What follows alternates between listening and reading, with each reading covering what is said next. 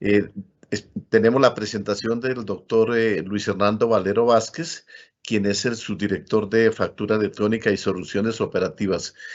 Bienvenido, doctor Luis Hernando. Doctor Molano, buenos días. Muchas gracias por esta invitación que nos hace a la DIAN para poder compartir con todas las personas que están conectadas con esta información. Para este evento tan importante, esta ley de inversión social nos ha traído buenas noticias. Hemos escuchado esta mañana y estamos muy contentos con lo que se está desarrollando. Estamos construyendo nuevos esquemas tributarios con los cuales buscamos facilitarle a nuestros contribuyentes cumplir con sus obligaciones. Y muy buenas estas noticias que, por ejemplo, acaba de contarnos la doctora Mabel Mejía. Y pues yo sigo como en la misma órbita, hablando de un tema que está completamente relacionado con todos los temas que estuvieron hablando los otros subdirectores y que son bien importantes para lo que está sucediendo en el país. Y quiero hablar de un tema y es todos los cambios que trajo la ley 2155, especialmente las modificaciones que introdujo en el artículo 616, raya 1 del Estatuto Tributario. Y viene a profundizar, digamos que sigue, que continúa con lo que se venía desarrollando en tiempos anteriores cuando arrancamos hablando de factura electrónica en el país. Y si vemos lo último que se ha desarrollado desde el 2015 para acá, el concepto empieza a crecer, empieza a darle una visión un poco más integral. Y gracias a eso, esto que trae la ley 2155 de inversión social es algo muy importante porque empieza a mostrarnos qué tipo de administración tributaria queremos construir los colombianos y cómo a través de los documentos fiscales electrónicos que hacen parte del sistema de factura electrónica lo vamos a lograr para hacer realidad servicios tan importantes como las devoluciones automáticas de impuestos para que nuestros empresarios que tengan saldos a favor pues puedan tener esas devoluciones en mucho tiempo, en un tiempo mucho más corto, situación que en un modelo en el cual se desempeñaba en el mundo del papel pues no es posible. Ahora gracias a todos los desarrollos tecnológicos en la manera en que nos vamos involucrando en los temas electrónicos permite que ese tipo de procesos sean soportados en desarrollos tecnológicos basados en inteligencia artificial, machine learning, y todo eso permite que esas decisiones que tiene que tomar la administración sean soportadas en información y sean mucho más eficientes y mucho más rápidas, y en eso creo que es una gran noticia para el país lo que se está realizando. El concepto del sistema de factura electrónica pretende que el 100% de los soportes tributarios, pero voy más allá porque la ley 2155 habla también de soportes tributarios y soportes aduaneros, sean 100% electrónicos. ¿Y por qué hacerlo? Para brindarle más servicios a nuestros contribuyentes, como ya lo mencionaba, las declaraciones sugeridas, las devoluciones automáticas, la facturación de renta y por supuesto también para que la DIAN pueda cumplir con su misionalidad, para poder generar control tributario, aduanero, cambiario e internacional y de esa manera garantizar la sostenibilidad de las finanzas del Estado. Y en eso es la tarea en la que estamos comprometidos. Cuando vemos estas posibilidades que ofrece la ley 2155, encontramos que brinda posibilidades de que cada uno de esos documentos electrónicos pueda enriquecer la información que tienen las declaraciones tributarias. Y aquí es un tema bastante importante porque cuando vemos qué se necesita para poder generar cada uno de estos productos, encontramos que lo que se requiere es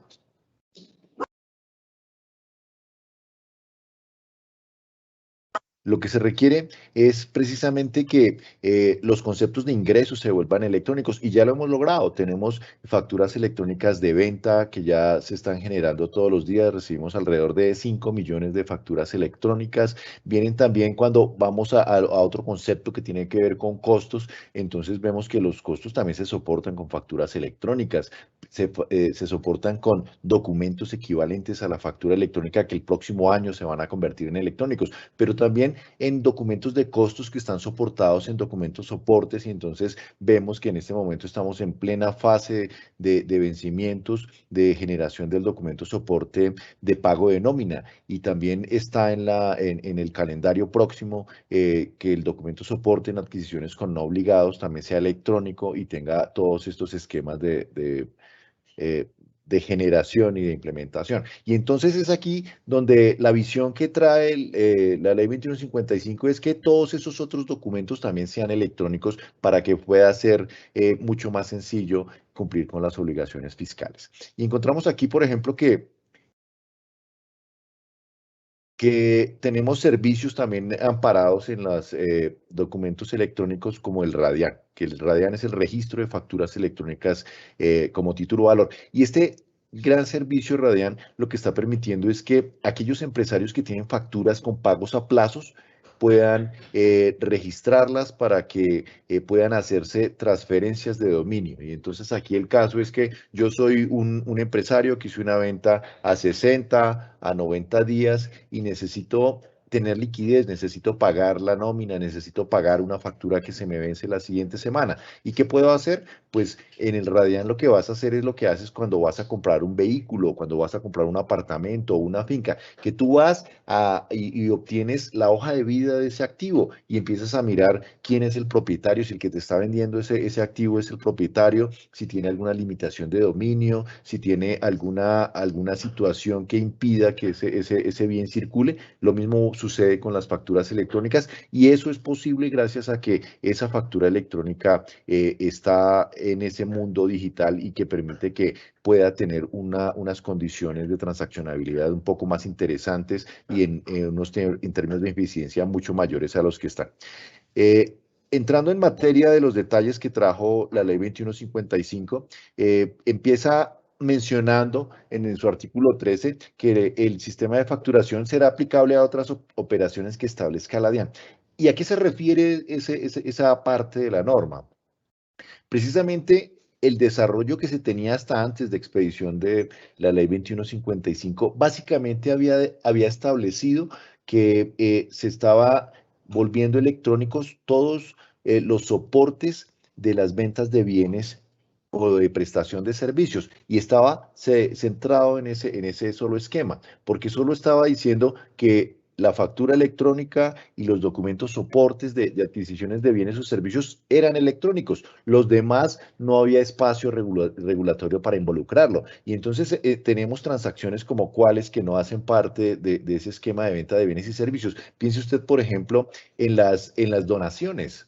Esos certificados de donación, aquí no estamos frente a un esquema en el cual haya la venta de bien o la prestación de un servicio. O piense usted, por ejemplo, en las cuotas de administración en las propiedades horizontales. La doctrina de la DIAN ha establecido que aquí no se configuran los hechos para entender que estamos frente a la venta de un bien o a la prestación de un servicio. Y entonces ese tipo de transacciones estaban por fuera de la órbita. Pero cuando el legislador dice que el sistema de facturación será aplicable para otras operaciones que establezca la DIAN, abre un gran espectro para empezar a mirar ese otro tipo de transacciones en las cuales se dan información importante y que tiene un carácter fiscal bastante importante. Empieza usted, por ejemplo, en la liquidación de dividendos y participaciones y otra cantidad de documentos que hacen parte de esta órbita fiscal, y ahí es donde pues, nos está dando unas grandes herramientas y busca básicamente materializar esa visión de que el 100% de los documentos sean electrónicos, y es hacia allá donde vamos a caminar en el corto, en el mediano y en el largo plazo.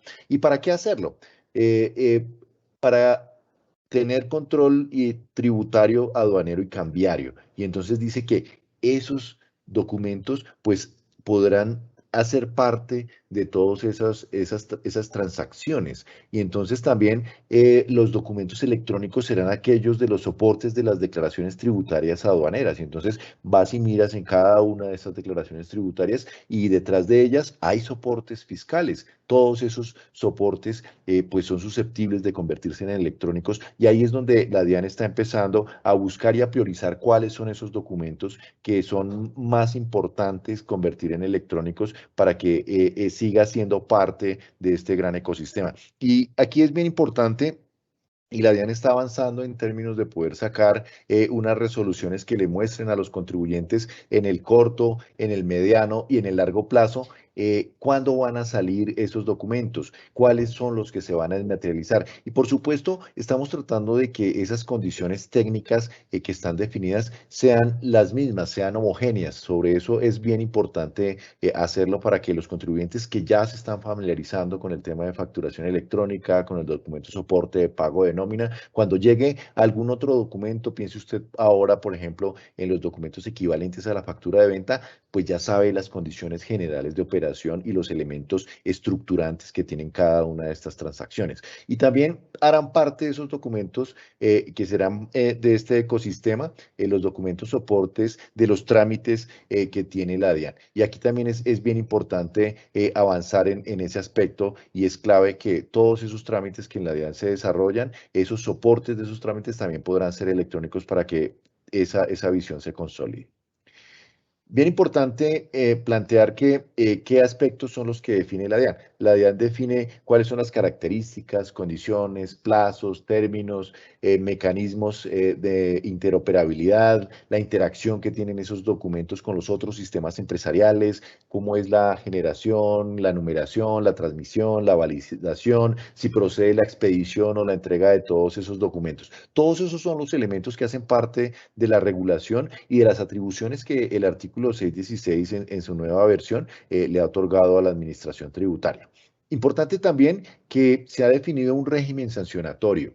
No era claro y ahora que habíamos hecho un tránsito hacia los documentos electrónicos, pues cuáles eran las sanciones que aplicaban. Y entonces lo primero que hace este artículo es que establece 3 hechos sancionatorios y entonces dice que uno es no transmitir en debida forma estos documentos que hacen parte del sistema de facturación electrónica o expedirlos sin los requisitos establecidos o no expedir los documentos. Y entonces aquí hace una aclaración respecto de las sanciones existentes dentro del Estatuto Tributario, cuáles aplican en cada caso. Y entonces habla que son las contenidas en el artículo 651, habla también de lo establecido en el artículo 652, donde hay unas sanciones pecuniarias, e incluso el artículo 652 raya 1 que habla de cierre de establecimiento cuando no se expidan este tipo de documentos que hacen parte del sistema de facturación electrónico. Este también brinda claridad y establece para todos los actores pues cuáles son las condiciones y las reglas que regulan este tema. Bien importante también que el artículo 616 raya 1 estableció que la DIAN define cuáles son los documentos equivalentes a la factura electrónica de venta. ¿Y por qué esta definición? Recordemos que antes para que se pudiera regular los documentos equivalentes tenía que existir un decreto que expidiera el gobierno nacional, pero el legislador aquí dice no. Señores DIAN, ustedes dentro de esa construcción, de esa administración tributaria moderna, en esa proceso de modernización de la DIAN, pues van a tener la posibilidad de definir cuáles son esos documentos equivalentes. No es necesario que si necesitas agregarle un requisito o quitárselo a uno de estos documentos, tengas que ir al gobierno nacional para que se expida un decreto en ese sentido. La DIAN puede establecer esas condiciones. Y entonces aquí va compaginado con todo esa visión general y permite que la DIAN pueda definir cuáles son los documentos equivalentes a la factura de venta.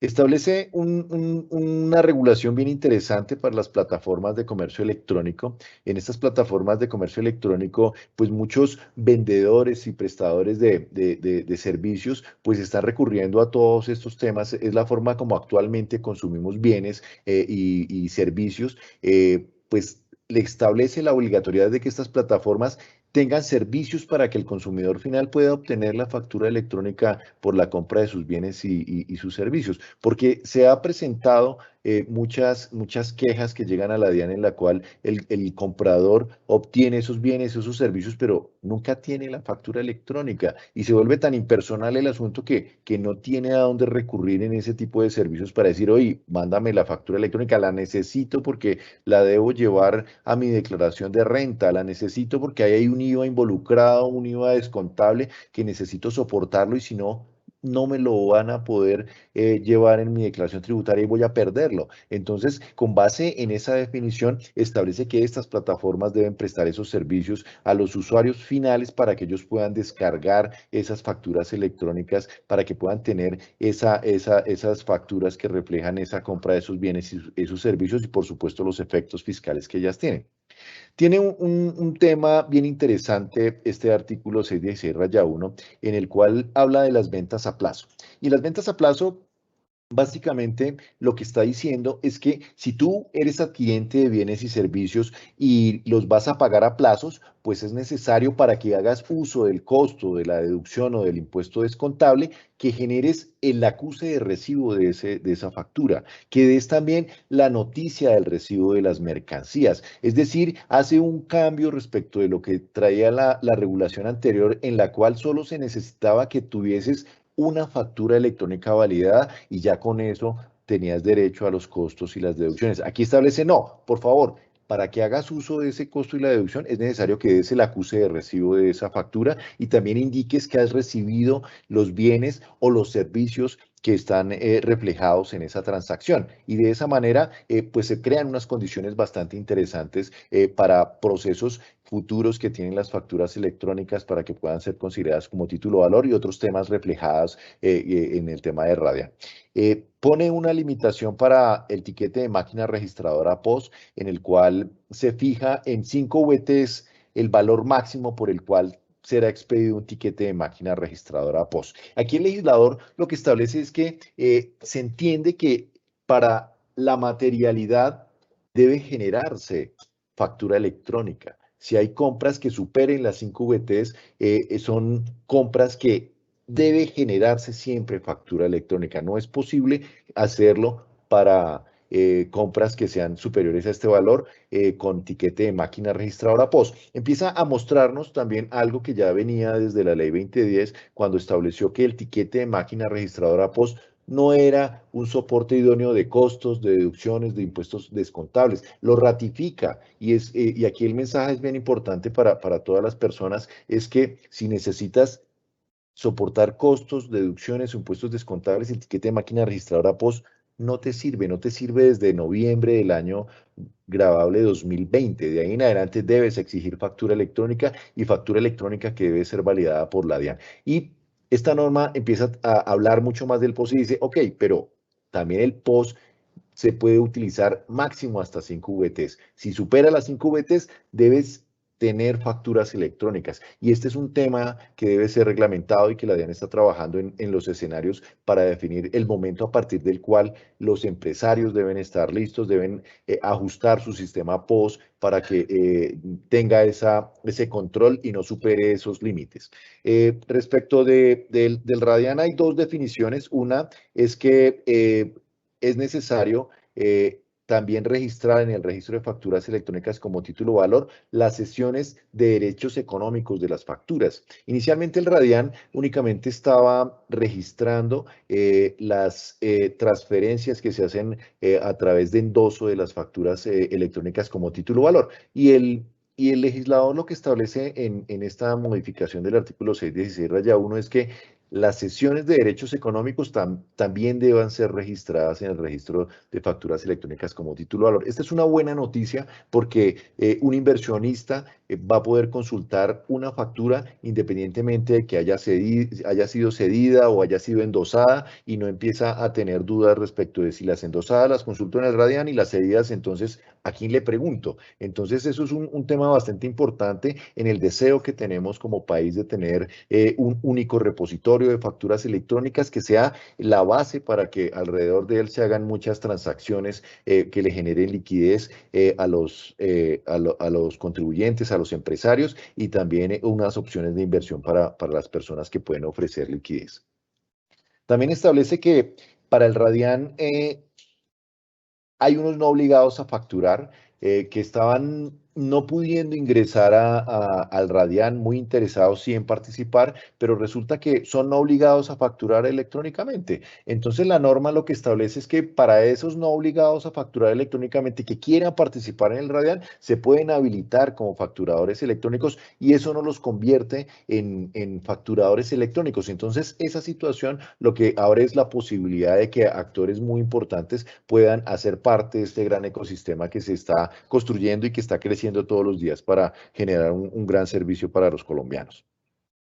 Los beneficios que tiene el sistema de facturación electrónico, pues son muy importantes. Yo me voy a referir básicamente a uno y es el ahorro en el procesamiento y en la gestión documental de las empresas. Estamos dejando atrás una era que estaba basada en el papel, en la cual lo que no estuviera soportado en un papel no tenía valor.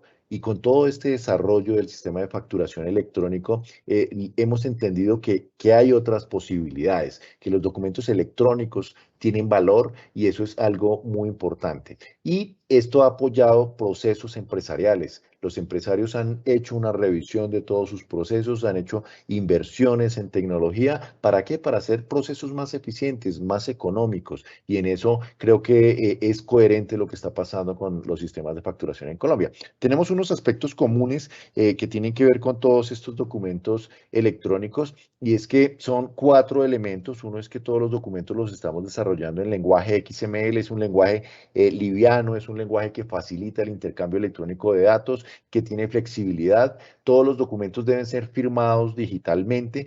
¿Para qué? Para darle tranquilidad a todos los actores, al facturador, al inversionista que adquiere una factura electrónica a través de un endoso y registraron esa novedad en el Radian, a la administración tributaria, a todas las personas que están involucradas. Eso lo hace el firmado digital. Lo otro es que se utiliza el estándar VL 2.1, que es de las Naciones Unidas, que usa un lenguaje en el cual se registran los conceptos que usan los empresarios en el intercambio de bienes y servicios, que lo usan los empresarios en sus sistemas informáticos. Entonces, al permitir que sean construidos con esos estándares, estamos pensando en que esos documentos que se generan, si necesitan ser intercambiados al exterior, esos sistemas de esos clientes en el exterior pueden procesar esas facturas electrónicas de una manera sencilla. Entonces, ese es un elemento también que hace parte de estas condiciones para generar los documentos electrónicos. Y el elemento validación, que es un tema muy importante, y la validación consiste en que se genera el documento electrónico en un software y esa validación le da tranquilidad a la persona que ha generado ese documento que cumple con las condiciones técnicas establecidas por la DIAN. Y este tema es bien importante, o sea, garantizas que hay una calidad respecto de esa información que contiene ese documento, pero también tiene unos efectos legales, unos efectos y fiscales que son bien importantes y es que pueden ser utilizados como soportes de costos y deducciones. ¿A qué me refiero ahí? Que si tú generas el documento soporte de pago de nómina y esa nómina es validada por la DIAN, oye, ya tienes elementos para utilizar ese documento, esos gastos de nómina en tus declaraciones del impuesto de renta. O que si recibes una factura electrónica y esa factura electrónica está validada por la DIAN, tienes toda la tranquilidad de llevarla en tu declaración de IVA como un impuesto descontable. Y así funciona todo el esquema. Entonces, esa validación lo que permite es tener una conclusión y es que los documentos electrónicos que sean validados por la DIAN tienen efectos fiscales. Dicho de otra manera, es que si un documento de estos electrónicos no es validado por la DIAN, no existe fiscalmente, no puede ser utilizado como soporte de costos, de deducciones, de impuestos descontables y todos los efectos que tiene en los demás servicios que presta la DIAN respecto a esos documentos. El camino se sigue consolidando. Actualmente tenemos 673.000 facturadores electrónicos, recibimos casi 5 millones de facturas electrónicas, tenemos 4.500 habilitados para generar el documento soporte de pago de nómina. Tenemos en Radian ya 10 actores que son 4 proveedores tecnológicos, 5 sistemas de negociación y un factor y todos los días siguen más. Vamos a hablar un poco de los 3 días sin IVA. Este es un tema demasiado importante porque los 3 días sin IVA son la próxima semana. Dentro de 8 días vamos a estar en los 3 días sin IVA. Esta medida fue retomada con la ley 2155 de inversión social y tiene unos efectos importantes y es que pues hay un grupo de bienes que están cubiertos de la exención de IVA ese día que está definido y que el decreto 1314 que fue expedido el día de ayer, que regula precisamente estos artículos 37 al 39 de la ley 2155, pues definió cuáles son esos días que están incorporados este año 2021 para ser días sin IVA, y es el 28 de octubre, el 19 de noviembre y el 3 de diciembre. Esos son los 3 días sin IVA en los cuales pues las personas van a poder adquirir esos bienes que no están cubiertos por este impuesto, y pues ahí hay un beneficio bien importante. Y entonces, ¿qué se quiere lograr con eso? Reactivación económica. Venimos de una situación bien difícil desde el punto de vista económico que nos ha traído toda esta emergencia sanitaria, y llega en muy buena hora los días sin IVA. El año pasado generó una dinámica bien importante para los empresarios y tenemos una gran expectativa desde el gobierno nacional de que esta iniciativa permita que se crezcan las ventas, que se genere empleo y un montón de cosas con un efecto multiplicador bien importante dentro de nuestra economía. Esto va a permitir estimular el comercio electrónico. Están dadas las condiciones para que no tengas que salir a la calle ese día si quieres comprar esos bienes. Hay multitud de plataformas y de comercios que se están preparando para dejarte esas 24 horas la posibilidad de que compres todos esos bienes cubiertos. Hay una oferta de bienes que mejoran la calidad de vida de las personas, que les permiten acceder a ellos con unos valores más económicos, y pues eso genera que se incentive el consumo, va a incrementar la confianza del consumidor, llega en una buena época, ya estamos todos pensando en diciembre, en las compras navideñas, y creo que es una gran oportunidad que deben aprovechar los colombianos para hacer uso de esos 3 días sin IVA. Y entonces, ¿qué bienes son los que están cubiertos? Tenemos el vestuario, y habla de un tope de máximo 20 VTs, los complementos del vestuario, de también 20 VTs, electrodomésticos, computadores y equipos de comunicaciones de máximo 80 VTs, elementos deportivos hasta 80 VTs, juguetes y juegos, 10 VTs, útiles escolares, 5 VTs y bienes e insumos para el sector agropecuario. Digamos que aquí no hubo un gran cambio respecto de lo que traíamos en la anterior norma de los 3 días sin IVA, pero sí rescata e incluye algunos bienes que en algunas definiciones se incluyen y facilitan que más comercio se pueda vincular a esta actividad. ¿Qué requisitos proceden para que se dé esta exención? Primero, que solo se da sobre estos bienes cubiertos, los que vimos en la lámina anterior, es exclusivamente para ellos. Y en el artículo 38 usted encuentra pues qué se entiende por cada uno de los bienes, cuáles son los que exclusivamente, porque así lo redacta y está en ese artículo 38, y también lo vas a encontrar en el decreto 1314, cuáles son esos bienes que exclusivamente opera la exención para que lo puedas programar. Corresponde a las ventas al detal, es decir, por ese canal directo en el cual puede ser presencial, virtual o electrónico, que lo puedes utilizar para esas compras. Debe ser para personas naturales que sean consumidores finales, es decir, no opera para personas jurídicas, y es clave tener claro esa definición, porque solo opera para personas naturales consumidores finales.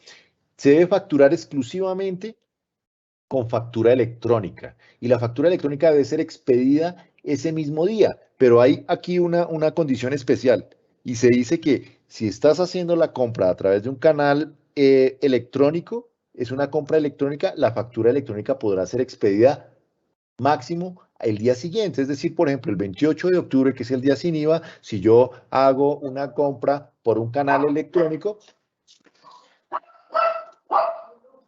lo que va a suceder es que la factura electrónica del comercio la podrá generar máximo el día siguiente hasta las 11:59. Esa es la de las definiciones. La segunda, perdón un segundo, aquí tengo un tema.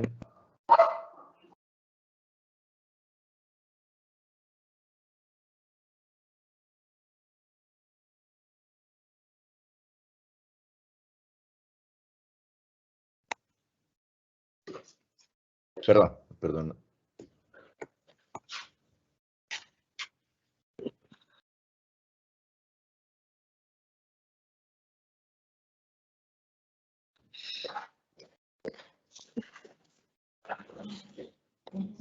Ok, ya volví a tener ¿ya tengo audio? Te escuchamos, Luis Hernando, correctamente.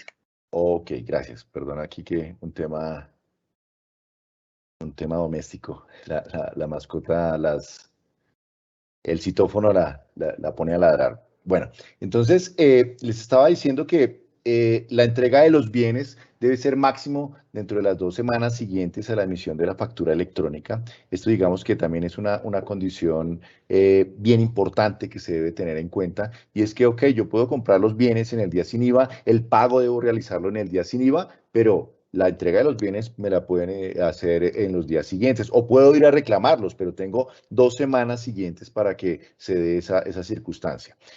Los medios de pago que están definidos son el pago en efectivo, la tarjeta de crédito, la tarjeta de débito y otros medios electrónicos. Otros medios electrónicos donde participe una institución vigilada por la Superintendencia Financiera. Y clave que esos pagos pues deben quedar en el día sin IVA. No es decir que si tengo día sin IVA el 28 de octubre, el pago llega el 29. No, debe ser ese día que se registra el pago. Que el día 19 de noviembre es el día sin IVA, el pago no puede ser el 18 de noviembre o puede ser el 20 de noviembre. No, es ese día y es bien importante ahí.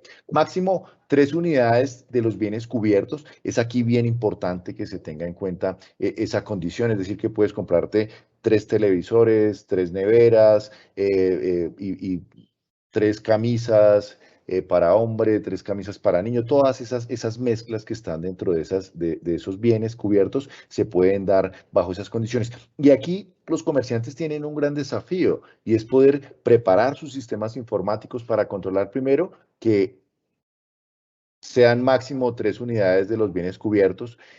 También que esos comerciantes puedan limitar los valores que estén definidos, que son los que vimos en la lámina anterior, para que cada uno de esos bienes que están cubiertos son los que no superan esos topes que están definidos para el momento de facturación. Frente al asunto de la factura electrónica, es muy importante tener en cuenta que la norma ha establecido que el mecanismo por excelencia para facturar es factura electrónica. Lo dice que es exclusivamente con factura electrónica. Sin embargo, la DIAN, teniendo en cuenta que la ley 2155 sale el 14 de septiembre, hace un mes y unos días, pues empezó a estudiar el tema, ok, ¿y qué pasa si un comerciante tiene inconvenientes de tipo tecnológicos a la hora de generar la factura electrónica? Ok, pues recurrimos a las reglas generales que están definidas en la normativa, y es que si alguien no puede generar factura electrónica, pues puede generar factura de talonario de papel. Pero entendemos también que los comerciantes están haciendo un gran trabajo, que lo vienen haciendo desde hace un tiempo, y es tratando de que sea bastante sencillo que en cualquier comercio se expida factura electrónica en la caja. Pero ese trabajo lo están consolidando y no lo alcanzan a tener listo para estos 3 días sin IVA. Entonces, por eso se genera una contingencia especial en este año 2021 que operará para estos 3 días sin IVA, en el cual se va a permitir que pueda facturar de talonario de papel e incluso también con el tiquete de máquina registradora POS.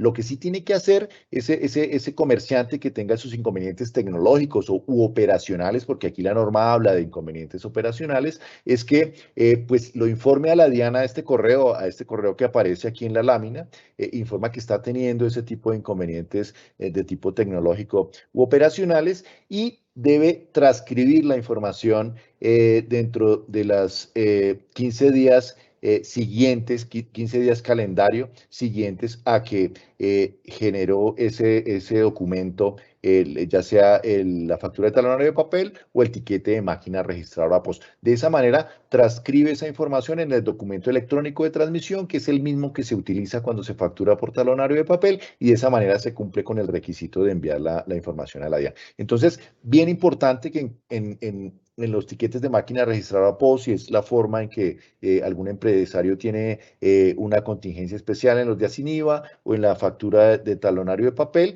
se identifique siempre al consumidor final. Es necesario esa identificación, y se ha definido que sea con el número de identificación de ese consumidor. Se están facilitando todas esas condiciones técnicas para que haya un gran desempeño del comercio ese día y se saque los mayores beneficios en términos de lo que pretendemos todos, y es que sea una jornada exitosa en la cual hayan muchas ventas, mucho empleo y mucha reactivación económica. Eso es, digamos, lo que quería contarles esta mañana, y ahora pues me dispongo y estoy a sus órdenes por si tienen alguna inquietud.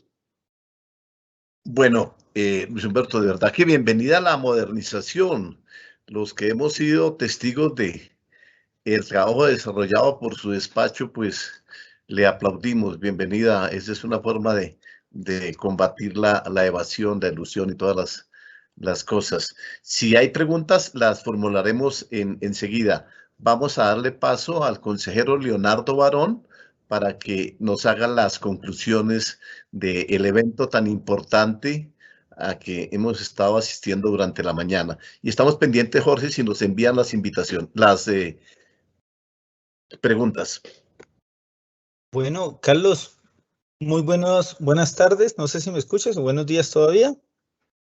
Sí, señor, estamos en la tarde ya. Y gracias a todas las personas de la Administración Tributaria que nos acompañaron. Quería cerrar con una frase de la Comisión de Expertos en Beneficios Tributarios, donde dice lo siguiente: décadas de mal uso han causado que el sistema tributario colombiano no cumpla con los estándares internacionales de eficiencia, equidad y simplicidad. Un sistema tributario óptimo minimiza las distorsiones e interferencias del crecimiento económico, eficiencia. Restringe las implicaciones distribucionales negativas de los resultados del mercado. Crea igualdad de oportunidades para que participen todos los individuos y negocios, equidad, y minimiza la complejidad con el fin de reducir las oportunidades de planeación tributaria y reducir los costos de aplicación, administración y cumplimiento. Simplicidad. Actualmente el sistema tributario colombiano queda corto en estos aspectos. Comisión de Expertos en Beneficios Tributarios, año 2021. Importante que ojalá Colombia siempre siga por la senda en nuestras próximas reformas tributarias de la simplicidad. Entre más sencillos sean las cosas, seguramente puede haber una mejora en la productividad de nuestras empresas, sobre todo en las pymes y pequeñas entidades. Carlos, no sé si hay alguna pregunta al respecto. ¿Cómo lo ves hasta ahí? Leonardo, estamos sobre el tiempo. Yo te agradezco la conclusión tan importante. Vamos a organizar las memorias del evento para que todos los asistentes, y como se lo dijimos al señor subdirector, yo agradezco especialmente a los subdirectores que hayan permanecido toda una mañana a exponer, a explicar, a comentar esta ley 2155.